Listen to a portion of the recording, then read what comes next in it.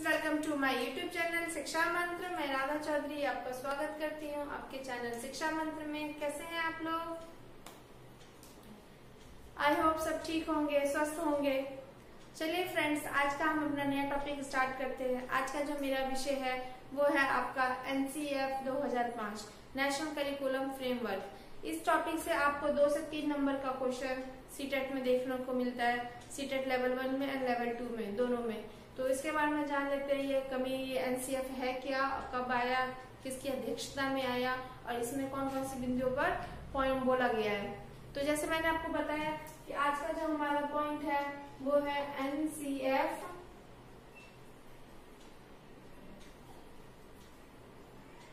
2005। यह सबसे हमारा लेटेस्ट दस्तावेज है, आप बोल सकते हैं। NCF का जो फुल फॉर्म है वो है आपका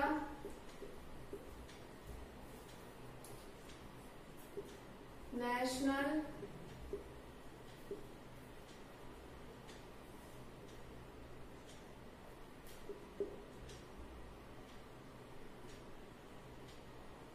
करिकुलम फ्रेमवर्क।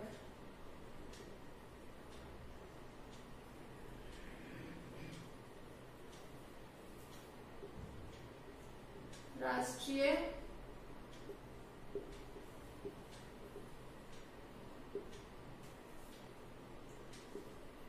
पाठ्य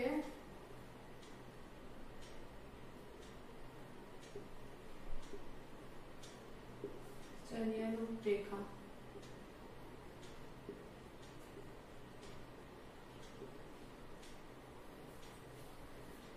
इसका जो मेन सूत्र था इस नियम को, इसका नेशनल NCF 2005 का लाने का था, वो था बच्चों के ऊपर पढ़ाई का बहुत ज्यादा बर्डन हो गया था, बहुत ज्यादा बोझ हो गया था, उसको कम करना।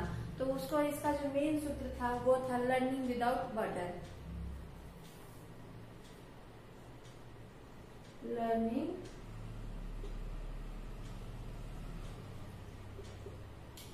विदाउट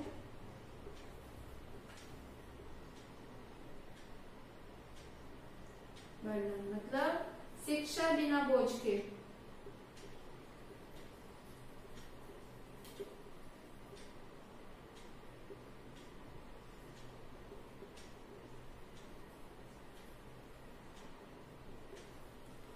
तो आप देख सकते हैं कि इसका जो मेन मोटिव था NCF लाने का था वो बच्चों के ऊपर जो शिक्षा का इतना भार बढ़ता जा रहा था उसको कम करना। लर्निंग विदाउट बर्डन, शिक्षा बिना बोझ के। तो इसको कैसे कम करना, इसका मतलब ये नहीं कि बैच की किताबों की संख्या कम कर देनी है, उनका सिलेबस कम कर देना, इससे वो मतलब नहीं था। इसका कुछ और ही मतलब था, वो हम देख लेते हैं क्या था।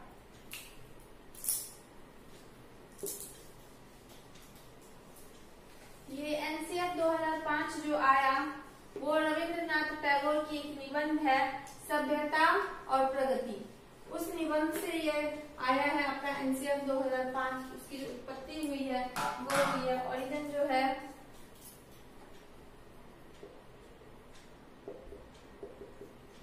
रविंद्रनाथ टैगोर की निबंध है।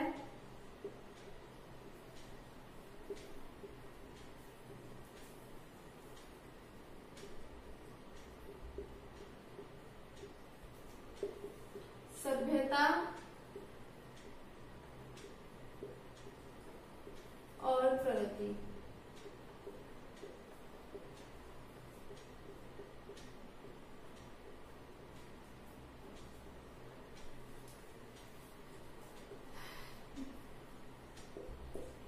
ये जो आई ये MHRD मंत्रालय के जरिए प्रोफेसर यशपाल की अध्यक्षता में ये आई। तो कई बार पूछ लिया जाता है किसकी अध्यक्षता में आई NCF, तो ये MHRD मंत्रालय प्रोफेसर यशपाल के अध्यक्षता में आई। यशपाल की अध्यक्षता में।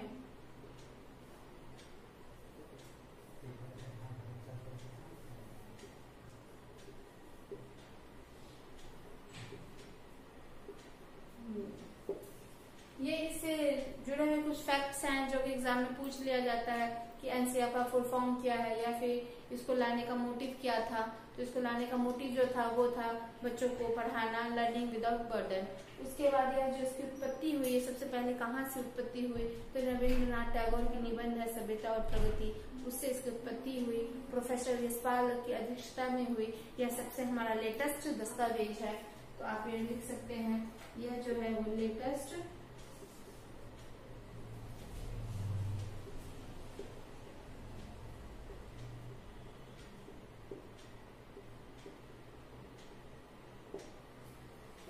इस पर कुछ उन्होंने सिद्धांत बताया, कुछ इससे जुड़े हुए पॉइंट सुझाए, वो देख लेते हैं। वो किस पॉइंट पे बात किया उन्होंने।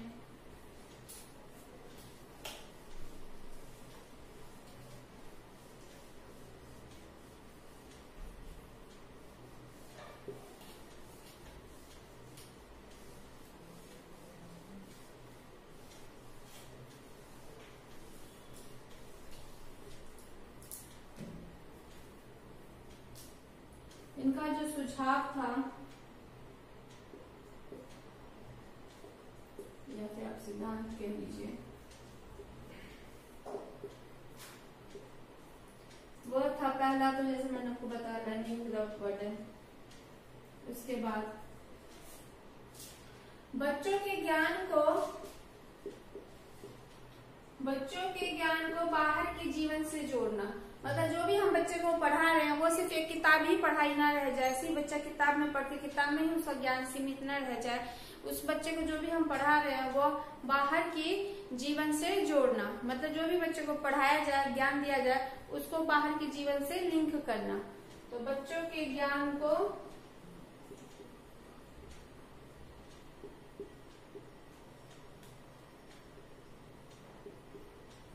बाहरी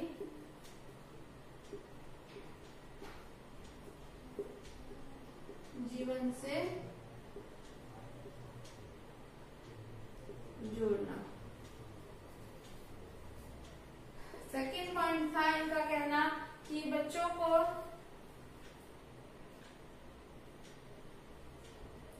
लर्निंग बाय डूइंग तरीके से पढ़ाना। लर्निंग बाय डूइंग मतलब बच्चा खुद करके सीखेगा, करके सीखना।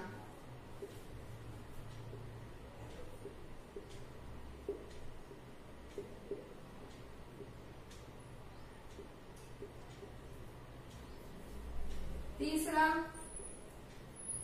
भारी सिलेबस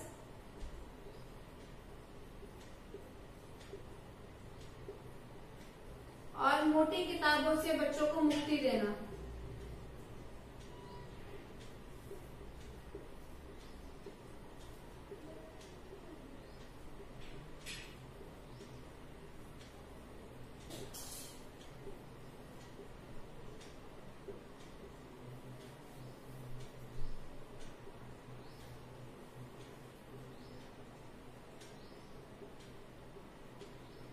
मतलब बच्चे की पहले जो आप देखते होंगे कि बच्चों की जो किताबें होती थी वो बहुत मोटी मोटी होती थी, बच्चे उसी में लगे रहते थे, किताबी दुनिया में वही पढ़ते रहते थे। बाहर की एक्स्ट्रा जो एक्टिविटीज होती है, करिकुलम होते हैं, जो एक्स्ट्रा चीजें होती है, उसमें बच्चे कम पार्टिसिपेट करते थे। तो इसमें जो एनसीईआरटी में कहा गया वो भारी सिलेबस और मोटी किताबों से बच्चों को मुक्ति देना। बच्चों को सिर्फ उतना ही पढ़ाना, उतने ही उसका सिलेबस में उनका पार्ट रखना जो बच्चे अपने बाहरी जीवन को और अपनी किताबों को लिंक कर पाए, इंटीग्रेट कर पाए, और बाहरी चीजों में भी बच्चा पार्टिसिपेट करे। बाहरी चीजों से मतलब है फिजिकल एक्टिविटीज। अगर कोई बच्चा किसी खेल में अच्छा है तो उसमें वो अच्छे से परफॉर्म करे, डांस में परफॉर्म करे, या फिर कोई अदर एक्टिविटीज है तो उसमें परफॉर्म करे, सिर्फ किताबी दुनिया में ना रह जाए। तो बच्चों को मोटी किताबों से मुक्ति देना, ये इनका तीसरा पॉइंट है।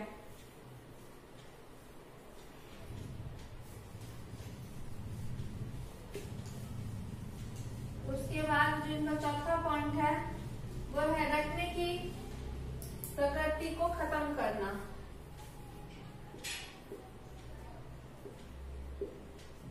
रटने की प्रकृति को खत्म करना या बंद करना। इसका मतलब है बच्चा जो सीखे वो समझकर सीखे, प्रैक्टिस करके सीखे, खुद से सीखे, लिंक करके सीखे। लेकिन उसको रट के कुछ मतलब हमें समझ में नहीं आया, बस हमने उसे रट लिया, तो उसकी प्रवृत्ति को खत्म करना। जितना ही बच्चा सीख रहा है उसे समझ के सीखे, सीख के सीखे। तो रटने की प्रवृत्ति को खत्म करना। नेक्स्ट पॉइंट है इनका जो शिक्षण सूत्र था वो तो जैसे मैंने आपको बताया लर्निंग विदाउट बर्डन है। उसके अलावा जो इन्होंने बात की वो बच्चा सीखे ज्ञान से अज्ञात की ओर,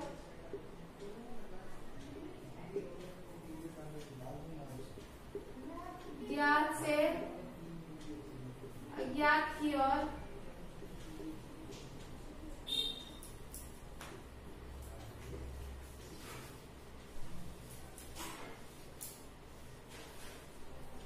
ज्ञान से अज्ञात की ओर, मूर्त से अमूर्त की ओर,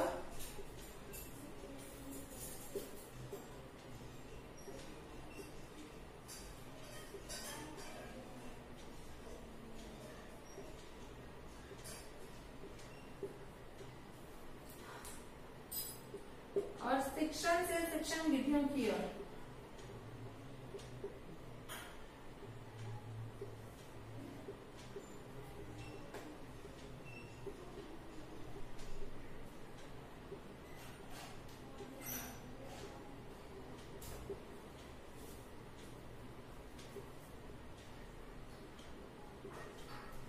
मतलब जो बच्चा जानता है, जो उसको ज्ञात है, पहले उसको पढ़ाना, उसको समझाना, फिर उससे जो बच्चा नहीं जानता है वो उसको इंटीग्रेट करके या उसे लिंक करके उसको वो समझाना। मतलब पहले जो बच्चा जानता है पहले उसे अच्छे से पढ़ ले, उसे अच्छे से जान ले, फिर वो जो नहीं जान रहा है उसको जाने। तो ये हो गया ज्ञात से अज्ञात की ओर। फिर होता है मूर्त से अमूर्त, मतलब जो बच्चा ने देखा उसको जैसा देखा वैसा उसको समझा, उसको अच्छे समझना। और फिर उसके बाद जो बच्चा नहीं देखा है फिर उससे उस चीज को लिंक करना, मतलब मूर्त से अमूर्त की ओर जाना। फिर उसके बाद जो इसका नेक्स्ट पॉइंट आता है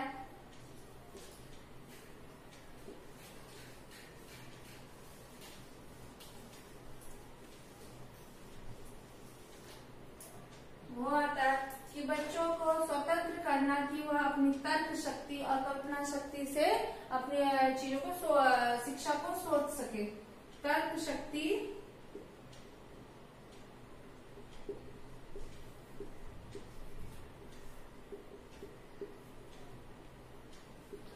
और कल्पना शक्ति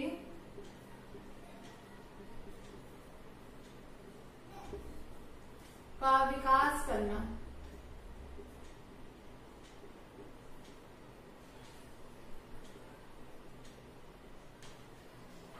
इसके बाद जो हमारा पॉइंट है वो है शिक्षकों को जो भी शिक्षा से संबंधित सामग्री है वह समय पर उपलब्ध करवाना, कि बच्चे को किसी शिक्षा की सामग्री के अभाव में उसके बच्चे का कोई चीज पीछे न रह जाए। तो शिक्षकों को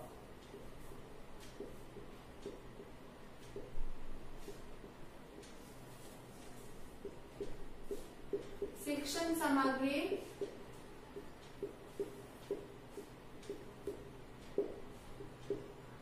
समय पर उपलब्ध करवाना।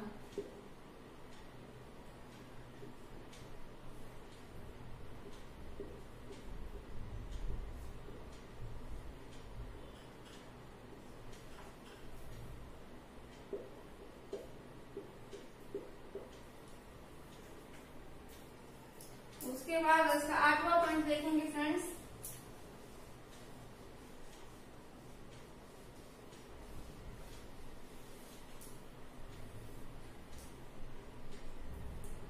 बच्चों को उसकी भाषा में पढ़ाना, बच्चों को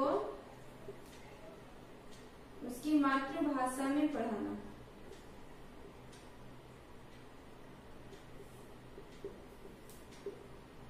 मतलब अगर कोई बच्चा तमिल का है तो जो प्राथमिक शिक्षा होती है 5वीं तक की जो शिक्षा होती है वह बच्चा होता कि एक और लैंग्वेज से नहीं कनेक्ट कर पाता, नहीं जुड़ पाता, नहीं समझ पाता।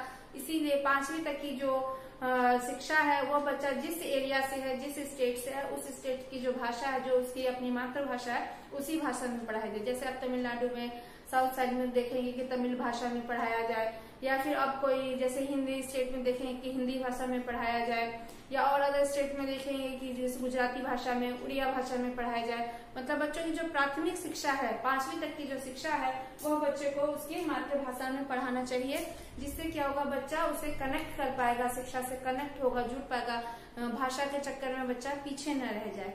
तो बच्चे को जो उसकी प्राथमिक शिक्षा है वो उसकी मातृभाषा में पढ़ाना चाहिए। ये था इसका 8वां पॉइंट। फिर इसका देखते हैं अगला पॉइंट क्या है। इसके बाद इसका जो 9वां पॉइंट है वो है कि बच्चा तो हर चीज में पार्टिसिपेट करेगा ही, लेकिन बच्चे के साथ उनके पेरेंट्स, अभिभावक भी इस चीज में जुड़े, उनके शिक्षण चीजों में जुड़े, पाठ करे कि बच्चा कैसे पढ़ रहा है, क्या कर रहा है, किस चीज में एक्टिविटीज कर रहा है, किसमें पार्ट ले रहा है, उसकी शिक्षा कैसी चल रही है।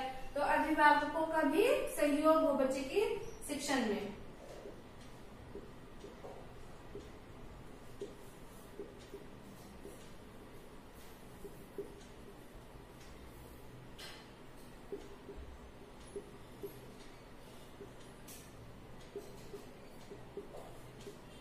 शिक्षण प्रक्रिया में आजकल आप देखेंगे कि स्कूल में ऐसे एक्टिविटीज होती है जिसमें बच्चे तो पार्टिसिपेट करते ही हैं, लेकिन साथ के साथ उनके पेरेंट्स को भी बोला जाता है पार्टिसिपेट करने के लिए। प्राइमरी लेवल पे देखेंगे कि बच्चों के साथ साथ उनके पेरेंट्स भी भाग लेते हैं, मतलब अभिभावकों की भी क्या हो, भागीदारी हो, जिससे बच्चे का मनोबल बढ़ता है और बच्चा इंटरेस्ट से वो चीज करता है या सीखने की कोशिश करता है। अभिभावकों की भागीदारी,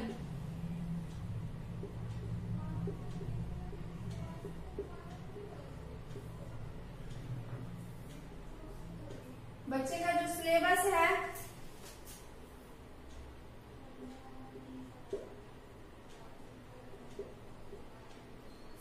जो है वो आम जीवन से जुड़ा हुआ टॉपिक हो, प्राकृतिक से जुड़ा हुआ और सांस्कृतिक से जुड़ा हुआ हो, प्राकृतिक एवं सांस्कृतिक से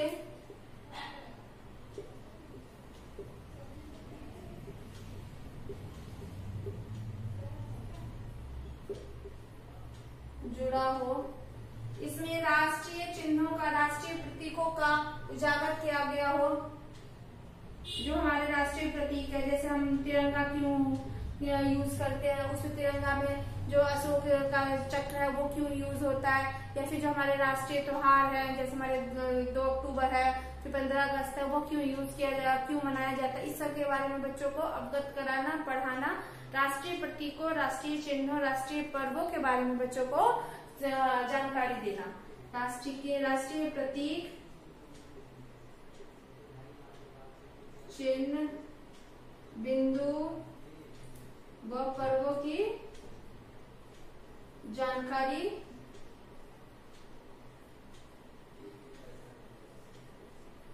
देना। उसके बाद देखते हैं इसका 12वां पॉइंट।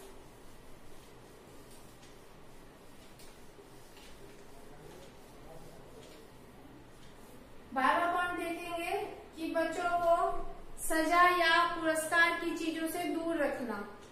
अगर बच्चा कोई गलती करता है तो पहले बच्चों को मारा जाता था, डांटा जाता था, मुर्गा बनाया जाता था या स्कूल क्लास से बाहर कर दिया जाता था। उससे बचा जाए, बच्चों को मारा ना जाए, बच्चों को सजा ना दिया जाए, उसको प्यार से समझा के पढ़ाया जाए। उसको उसकी बच्चा को किस चीज में कमी है, बच्चा क्यों नहीं पढ़ रहा है, उस कमी को टीचर समझे और फिर बच्चे को उसी तरीके से पढ़ाए। तो बच्चों को जो है वो सजा और पुरस्कार से दूर रखा जाए। सजा और पुरस्कार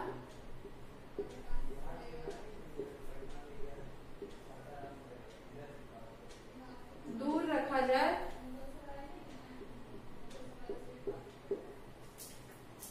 और इसका देख लेते हैं लास्ट पॉइंट।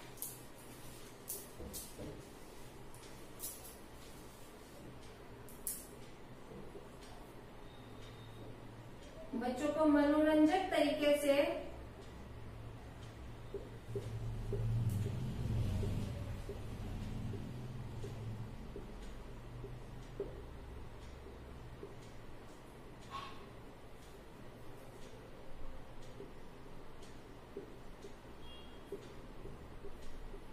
तरीके से और सामाजिक चीजों के साथ जोड़कर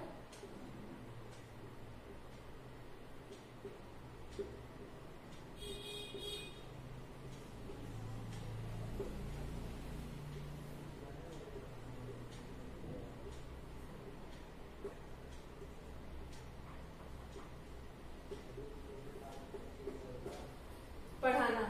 तो देखिए फ्रेंड्स, ये कुछ पॉइंट्स थे जो मैंने आपको बताने की कोशिश की। 13-14 पॉइंट्स हैं। तो जैसे हम जानते हैं कि नेशनल करिकुलम फ्रेमवर्क जो है, राष्ट्रीय पाठ्यचर्या रूपरेखा, ये 2005 में आया है। यह MHRD मंत्रालय में मिस्टर प्रोफेसर यशपाल की अध्यक्षता में आया।